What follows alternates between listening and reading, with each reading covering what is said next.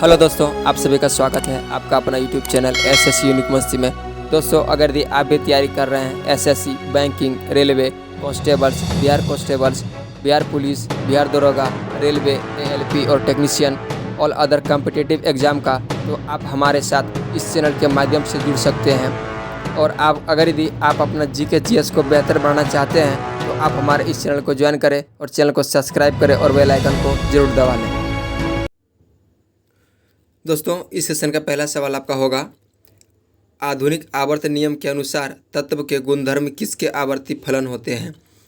Option है परमाणु संख्या के, परमाणु भार के, आवर्त के और समूह के। आपका सही जवाब हो जाएगा ऑप्शन नंबर ए आपका सही जवाब होगा। ऑप्शन नंबर ए आपका राइट आंसर हो जाएगा। परमाणु संख्या आपका सही जवाब होगा। अगला सवाल है, आधुनिक आवर्त सारणी में है। ऑप्शन है 7 समूह 18 आवर्त, 18 समूह 7 आवर्त, 63 समूह 12 आवर्त, इनमें से कोई नहीं। आपका सही जवाब हो जाएगा ऑप्शन नंबर बी, 18 समूह और 7 आवर्त आपका आवर्त सारणी में उपलब्ध हैं। अगला सवाल आपका हो जाएगा, आवर्त सारणी में ऊपर से नीचे की ओर आने पर विद्युत ऋणात्मक कैसे परिवर्तित होती है?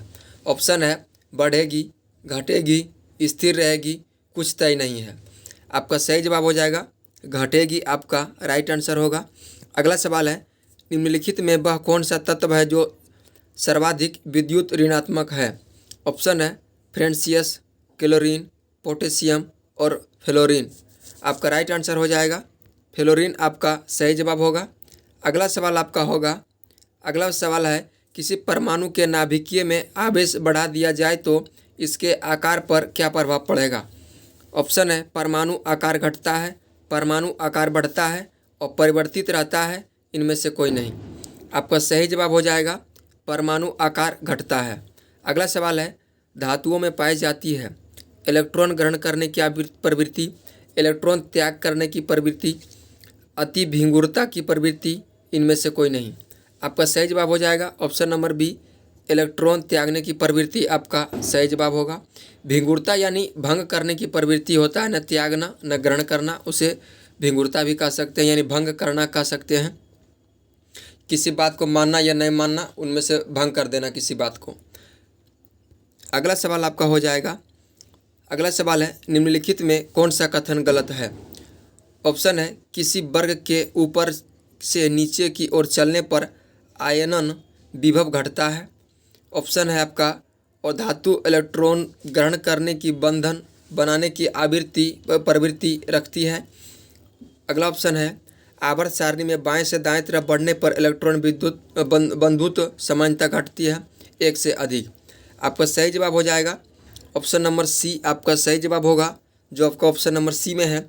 आवर्त सारणी में बाएं से दाएं तरफ बढ़ने पर इलेक्ट्रॉन बंधुता समान घटती है। आपका अगला सवाल होगा, अगला सवाल आपका है, आवर्त सारणी में 4 ब्लॉक है, इनमें किस ब्लॉक के संबंध में आंतरिक संक्रमण तत्व भी कहा जाता है?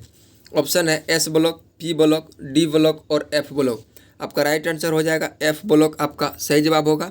अगला सवाल है, समस्थानिकों को समस्थानिक कहे जाने का वास्तविक कारण क्या है? आपका सही जवाब हो जाएगा ऑप्शन नंबर ए, आवर्त सारणी का एक ही स्थान प्राप्त करने के कारण, आपका राइट आंसर होगा। अगला सवाल आपका होगा, धातुओं के ऑक्साइड की प्रवृत्ति होती है। ऑप्शन है अम्लीय, क्षारीय, उदासीन, इनमें से कोई नहीं। आपका सही जवाब हो जाएगा ऑप्शन नंबर बी, क्षारीय, आपका राइट आंसर होगा। अगला सवाल है, किस संविधान संशोधन द्वारा 11वां मूल कर्तव्य जोड़ा गया है? ऑप्शन है 42वां संविधान संशोधन, 44वां संविधान संशोधन, 25वां संविधान संशोधन और 86वां संविधान संशोधन। आपका राइट आंसर हो जाएगा 46वां संविधान संशोधन, आपका सही जवाब होगा। अगला सवाल आपका हो जाएगा, भारतीय संविधान में वर्णित मूल्य कर्तव्य का प्रचालन के संबंध में भारत द्वारा किस समिति का गठन किया गया है? ऑप्शन है जेबीपी समिति, वर्मा समिति, अशोक सिंह समिति और सिंघवी समिति। आपका सही जवाब हो जाएगा वर्मा समिति, आपका राइट आंसर होगा। अगला सवाल है, भारतीय संविधान के अंतर्गत निम्नलिखित में कौन सा मूल कर्तव्य नहीं है? ऑप्शन है लोक चुनावों के मतदान करना, वैज्ञानिक प्रवृत्ति विकसित करना, सार्वजनिक संपत्ति की सुरक्षा करना और संविधान की प्रति निष्ठावान रहना और उनके आदर्शों का सम्मान करना। आपका राइट आंसर हो जाएगा लोक चुनावों के मतदान करना, आपका सही जवाब होगा।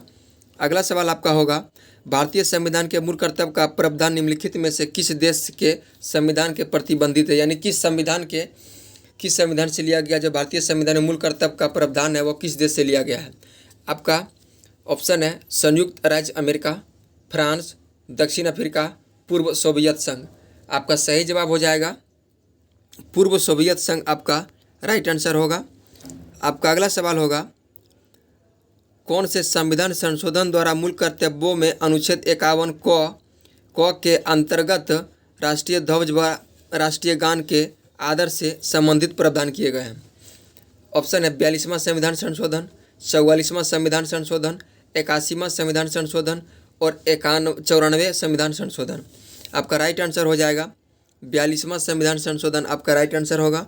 आपका अगला सवाल हो जाएगा, अगला सवाल है आपका सर्वोच्च न्यायालय द्वारा किस वर्ष सिनेमा हॉल में फिल्म की शुरुआत की राष्ट्रीय गान का प्रसारण और वहां उपस्थित लोगों द्वारा इसके सम्मान में खड़ा होना अनिवार्य किया है। ऑप्शन है जनवरी 2018, अगस्त 2017, नवंबर 2016 और फरवरी 2020। आपका राइट आंसर हो जाएगा ऑप्शन नंबर सी, आपका सही जवाब होगा नवंबर 2016 से किसी भी सिनेमा हॉल में फिल्म शुरू होने से पहले राष्ट्रीय गान का प्रसारण किया जाना अनिवार्य कर दिया है। ये आपका नवंबर 2016 से। आपका अगला सवाल होगा भारत के नागरिक के मूल कर्तव्यों का विवरण संविधान के किस भाग में दिया गया है। ऑप्शन है भाग 1 में, भाग 4 क में, भाग 2 में, भाग 4 में। आपका सही जवाब हो जाएगा भाग 4 के क में दिया गया है। अगला सवाल है भारत की प्रभुता, एकता और अखंडता की रक्षा करने और उनके अक्षुण्ण रखने के मूल कर्तव्य को किस स्थान पर रखा गया है। ऑप्शन है चौथे, पहले, दूसरे और तीसरे। आपका राइट आंसर हो जाएगा तीसरे, आपका सही जवाब हो जाएगा।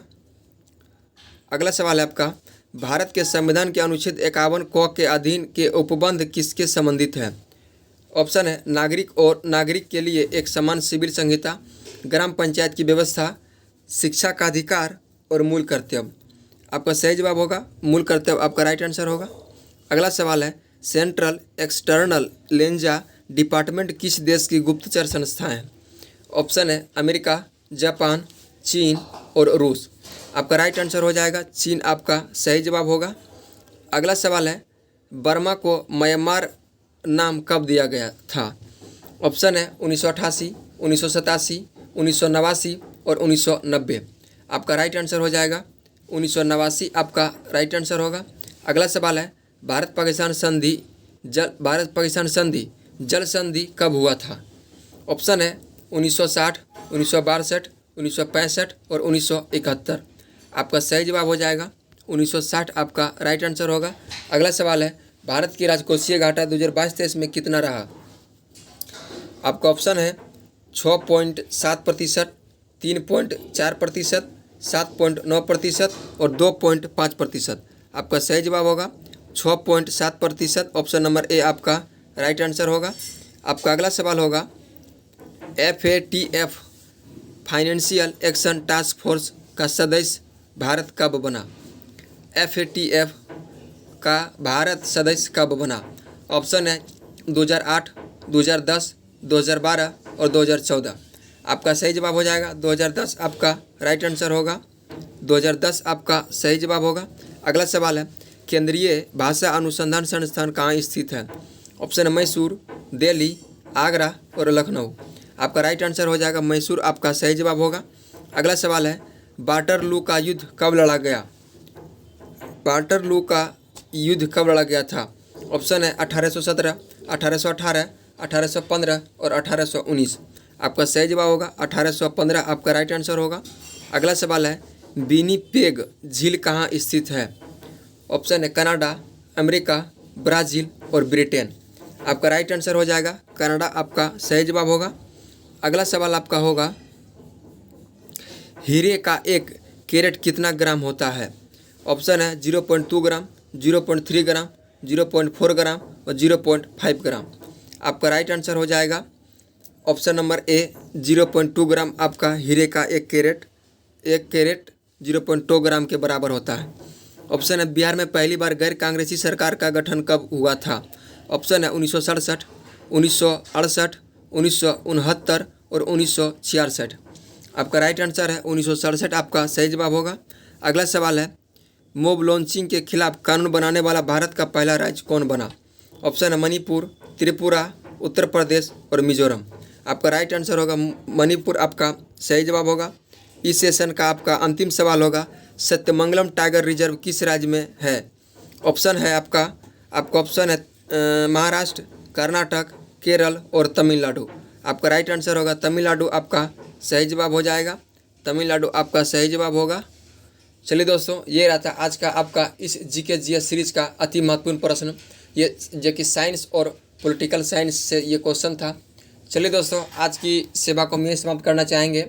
दोस्तों, किसी कारणवश कल हम वीडियो अपलोड नहीं कर पाए थे, हम क्षमा प्रार्थना चाहते हैं। चलिए दोस्तों, हम अब चाहेंगे कि आज से वीडियो रेगुलर हो पाएगा। चलिए दोस्तों, आज का वीडियो में समाप्त करते हैं, फिर मिलते हैं हम नेक्स्ट वीडियो में। तब तक के लिए बाय, ऑल दी बेस्ट, आपके दिन शुभ हो।